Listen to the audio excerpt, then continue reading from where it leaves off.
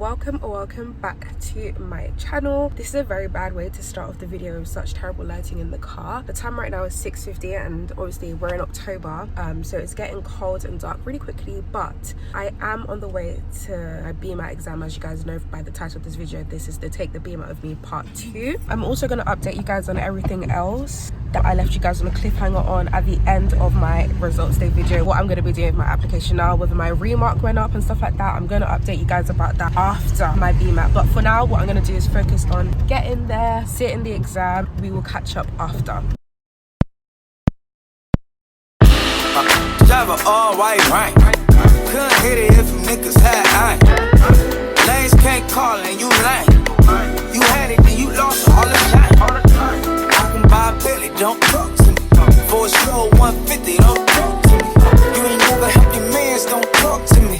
You should follow all the. Okay guys, so as you can see, I'm finally home. Time right now is like basically almost 9 o'clock. Yeah, I've had such a busy day. I was gonna give you guys a quick like update and rundown of how the test kind of went and like the update that I told you guys at the beginning of the video that I would do, but I decided to not do it because I don't want to rush it for you guys. I want to give you guys a fully blown talk through of everything, because the last time you guys saw me was in August and we're now in October, so there's a lot to talk about. I'm gonna come back tomorrow and give you guys the proper update that you deserve, but I will let you guys know that the BMAT was okay. It wasn't as bad as last year, but yeah, we'll talk about that tomorrow. So it is the next day, as you guys can see. Before I go on to like all the other bits, I wanted to first and foremost address the BMAT, because obviously this video is about the BMAT, so I thought I'd first address that. I don't want to talk too much and like say too much because I really don't want to jinx it, but what I will say is that compared to last year, it was definitely so much more better. I found that during my prep time, and mind you guys, I only had 4 weeks to prep for BMAT and we'll get onto that later. During my prep time, I realized I understood what I was doing way more. Like I felt like I had way more control over the exam and I knew what to prep for. And guys, I didn't buy any resources for the BMAT. I didn't buy any course. I didn't buy any new books. I didn't do nothing. I committed to the fact that I wasn't spending extra money on the BMAT because I already paid for a ucat tutor. I didn't want to spend more money, and I was just like, you know what, I'm gonna try to make this work in 4 weeks with no course, no nothing, literally just anything free I can find. And God willing that we did make it work and the results showed up. In terms of how the actual exam went, much better than last year, especially considering last year it was online and we had that whole fiasco. Now that all of the BMAT talk is out of the way, time to update you guys on what you've been asking me about. Now, the first question I've been hearing a lot is whether my remark went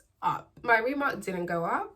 It went up by just 3 marks and I needed it to go up by 6. We were halfway there but not all the way there, and that literally was like a game changer for me because I needed it to go up to a B in order for me to be able to apply to foundation years, and not even just foundation years, just contextual offers for the regular A100 course of medicine, because then I would have had A-star AB and I qualified for contextual, so I would have been able to apply to most schools with AAB offer type of thing. And I didn't realize it would also set me back for my foundation year courses, because when I really did my research, I realized a lot of them were saying, oh yeah, BBC, but B in both bio and chem. And obviously I didn't have that because of the C in chemistry. So I realized I actually don't have a lot of options in terms of getting into medical school. So then I thought, okay, well, I only have Plymouth and Leeds as my options now, because Plymouth was saying 120 UCAS points is all you need, and obviously I have way above that. And then Leeds were BBC and B in either or biology and chemistry, which I think every medical school that's doing a foundation year should do. Why are you asking me for a B in both? At that point, I might as well apply for a contextual offer if I have a B minimum in biology and chemistry. When I realized I would only be able to apply to Plymouth and Leeds, I was like, ooh, there is no point in me sitting my ucat. So this is where the whole UCAT thing became a question, because Plymouth didn't take UCAT scores. They don't assess your UCAT. They don't use that in terms of selection when it comes to their foundation year. And obviously Leeds is a BMAT uni. So I went and I emailed like medical schools to make sure. And whilst I was doing that, I also emailed Plymouth because I was a bit confused about the 120 UCAS points. But we'll get back to that. So I was emailing them and they basically always like to me, yeah, sorry, you won't be qualified with your grade profile of A-star AC. So I decided I wasn't going to sit my UCAT, and I immediately began my BMAT prep, because at that point I had only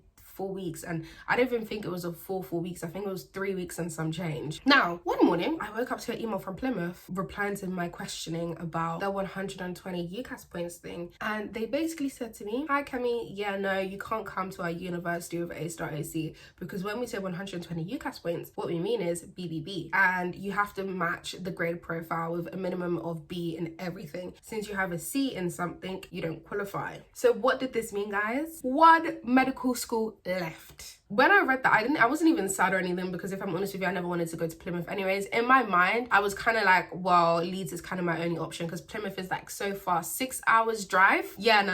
In the middle of nowhere, it's not for me. Yeah, it wasn't given for me anyways, but I was like, look, I'll take what I get. I will take what I can get. Considering beggars can't be choosers, if I have to drive 6-7 hours to become a doctor, I will do it. Even though I was kind of like, oh, I was still gonna take up the fact that that could be an option, but that option was then stripped for me and I was left with Leeds only. And so I was further affirmed that there was literally no point in me sitting the UCAT at all. So I didn't sit my UCAT, and I just became like tunnel vision focused on getting Leeds. You're probably wondering, did I apply to other things? I did apply. I used the other 4 spaces on my UCAT to apply to psychology. Obviously there is the option of going abroad if it comes to it. I don't really want to do that though. And yeah, that is where I'm at. I've only applied to Leeds for a gateway year. I just started my BMAT yesterday. Yeah, and now it's just a waiting game. I'm going to be back on my consistency because there isn't anything crazy happening in my life anymore. I'm not studying for anything. I'm not trying to submit applications and do all of these things. Everything is kind of mellow now, and I can finally enjoy my gap year. So be sure to subscribe if you are new here. Click like if you enjoyed this video. Comment down below if